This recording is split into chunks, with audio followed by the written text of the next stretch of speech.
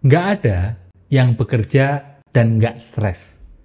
Apakah kamu pengusaha, pemilik bisnis, freelancer, baru awal bikin startup misal, atau kerja di perusahaan? Stres kerja nggak bisa dihindari. Kerja itu selalu diikuti stres. Nah sebenarnya, stres kerja itu akar penyebabnya apa ya? Gimana kita sebaiknya menyikapinya? Kita bahas di video ini ya.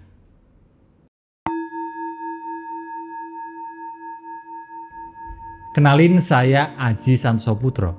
Kembali lagi di Muda Rasa, di mana saya sharing apa aja sebatas yang saya pelajari dan alami. Semoga bisa membantumu menyehatkan mental dan memulihkan batin ya. Oh iya, buat kamu yang belum subscribe, tolong subscribe channel ini ya. Terima kasih. Kali ini kita bahas tentang stres kerja.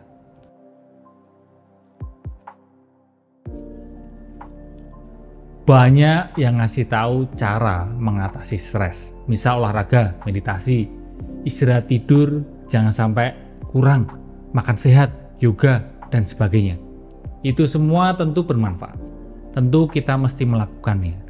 Tapi saya ini juga penasaran, kepingin belajar lebih dalam, pengen tahu akar penyebab stres itu sebenarnya apa. Menelusuri lebih dalam, mengulik akar penyebab dari stres itu apa, supaya bisa langsung mengatasi akarnya.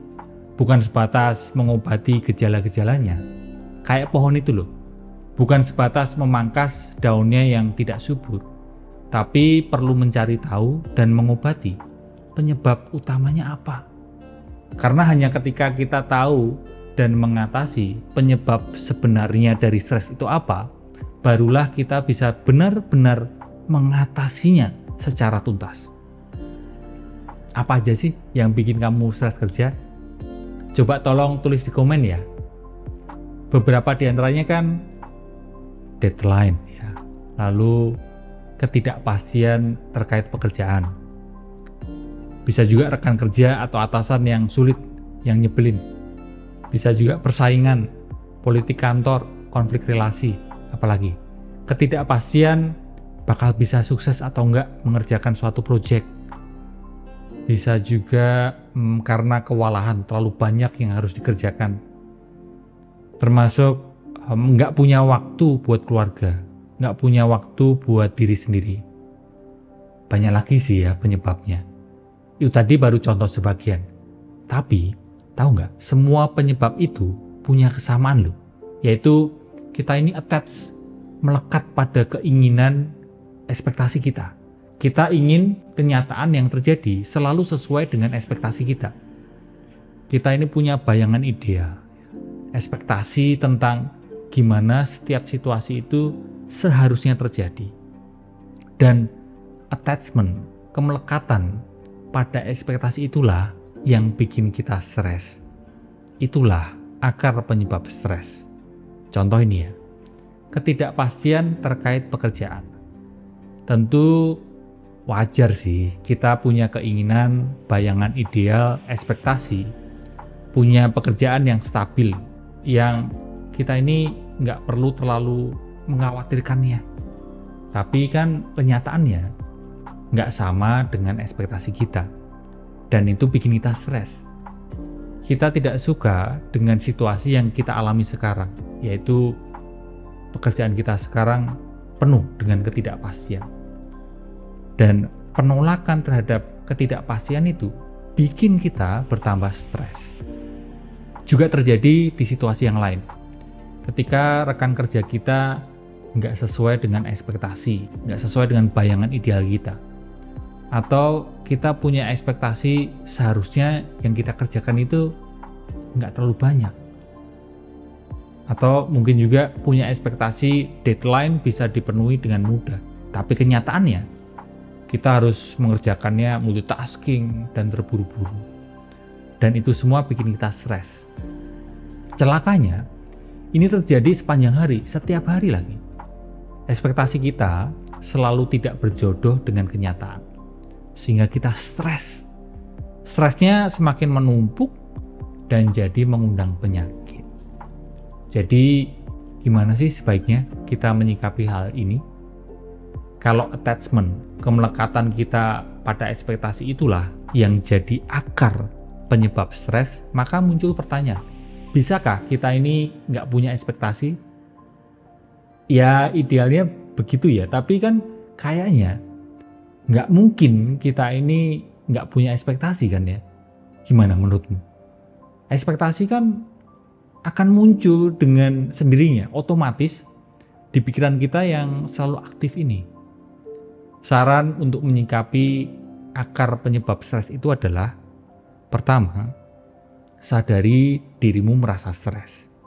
Yang kedua, sadari attachment, kemelekatanmu pada ekspektasi. Yang ketiga, perlahan kendurkan attachment itu dengan cara jangkarkan diri pada kenyataan di sini kini.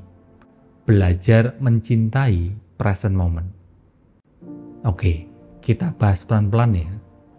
Pertama, kamu sadari dirimu merasa stres. Belajar merasakan stres yang kamu rasakan. Stres terkait suatu hal itu sebagai tanda kode yang ngasih tahu kamu apa yang sebenarnya terjadi. Dengan cara pandang gini, stres itu jadi bukan sesuatu yang negatif lagi. Karena stres membuatmu jadi tahu tentang apa yang sebenarnya terjadi. Bayangin seperti notifikasi yang muncul di handphone.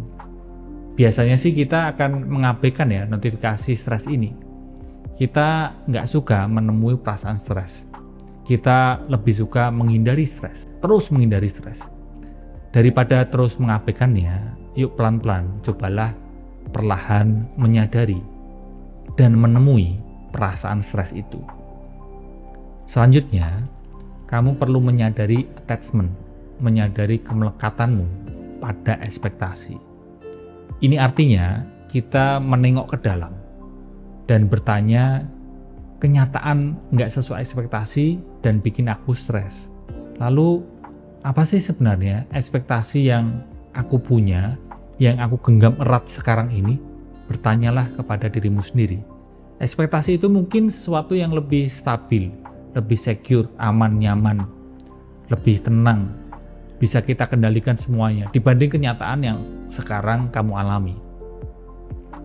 Contoh ini ya, kalau kamu stres karena terlalu banyak pekerjaanmu, ekspektasimu mungkin kamu punya pekerjaan yang benar-benar di bawah kendalimu, sepenuhnya bisa kamu kendalikan. Kamu ekspektasinya jumlah pekerjaan yang nggak banyak dan kamu bisa memastikan segala sesuatunya. Itu yang akan bikin kamu lebih tenang, nggak secure, lebih nyaman, nggak insecure, lebih nyaman. Sayangnya hidup ini nggak tersusun atas sepenuhnya nyaman kan. Nggak bisa segalanya bisa dikendalikan. Penuh kepastian itu nggak bisa. Karena hidup ini tersusun atas sebaliknya, nggak stabil, nggak bisa diprediksi, nggak bisa dipastikan. Hidup ini chaos, berantakan. Pilihannya kita bisa mengurung diri dalam penderitaan karena itu semua, atau kita memilih bisa belajar embrace, memeluknya. Kita bisa membenci itu semua, atau kita bisa belajar mencintainya. Terakhir, kita pelan-pelan kendurkan attachment pada ekspektasi itu. Kita bisa bilang pada diri sendiri, ekspektasi ini tidak membantuku. Melekat, ngotot, pengen kenyataan harus selalu sesuai ekspektasiku, sebenarnya justru menyakiti diriku sendiri. Oleh karena itu, aku lebih memilih membuka diriku pada berbagai kemungkinan yang ada. Artinya, kita bisa membuka diri pada kemungkinan. Contoh, rekan kerja yang di bawah ekspektasi kita. Ya, rekan kerja yang nggak sempurna, yang sedang berjuang juga berhadapan dengan ekspektasinya sendiri. Kita membuka kemungkinan akan hal itu.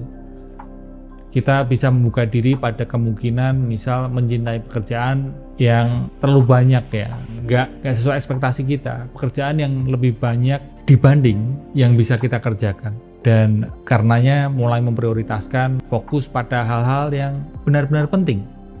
Kita bisa membuka diri pada kemungkinan kita akan mengerjakan sesuatu dan kita rasa hasilnya nggak benar-benar oke.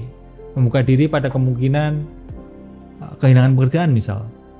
Karena setelah itu semua mungkin kita akan menemukan pelajaran hidup yang sebelumnya kita tidak pernah benar-benar tahu. Dan ya hidup ini akan terus berjalan baik-baik saja sih. Mengendurkan attachment, menurunkan ekspektasi yang kita punya itu semacam perihal menyadari bahwa hidup ini nggak harus lewat cuma satu jalan. Kita bisa membuka diri pada kemungkinan jalan-jalan yang lain. Ini juga perihal belajar untuk mencintai hidup ini. Yang manis maupun yang pahit, kita perlu belajar mencintainya. Ini juga perihal keingintahuan tentang hidup, tentang orang lain. Daripada kita ini terus ngejudge hidup dan ngejudge orang lain, ini juga latihan hidup damai dan penuh cinta. Terlalu banyak yang harus dilakukan, maka pilih satu yang benar-benar penting dan lakukan sebaik mungkin. Rekan kerja nyebelin, belajarlah welas asih, melihat penderitaannya, melihat luka batinnya yang menjadikan dia seperti itu. Pengen tahulah soal apa kondisi sulit yang dia alami. Dan kalau bisa, bicaralah baik-baik, sebaik mungkin kepadanya tentang konflikmu dengan dirinya. Contoh lain, khawatir kehilangan pekerjaan, fokus melakukan sebaik mungkin saja pekerjaan yang ada. Sambil mempersiapkan kemungkinan kalau kamu mesti mencari pekerjaan yang baru setelahnya. Iya, banyak orang nggak suka solusi yang saya bahas ini, karena ini berarti mereka nggak mendapatkan ekspektasi yang mereka inginkan. Iya, banyak orang ingin mengendalikan hidup ini supaya kenyataan selalu sesuai dengan ekspektasinya. Ya nggak apa-apa juga sih, kalau itu memang bisa kamu lakukan. Saran saya, buka diri pada berbagai kemungkinan jalan yang lain ya. Membuka diri pada apa yang ditawarkan hidup, daripada harus selalu sesuai dengan yang kita inginkan.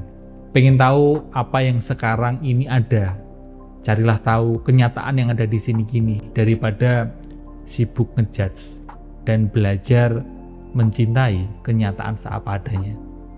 Kalau menurutmu gimana? Yuk kita obrolin di komen ya. Itu aja dari saya. Terima kasih udah nonton. Kalau kamu ingin saya membahas suatu hal, silahkan tulis di komen ya. Dan silahkan subscribe serta nyalain notifikasinya. Sampai ketemu di Muda Rasa berikutnya. Semoga kita semua bisa menerima kenyataan seapa adanya ya.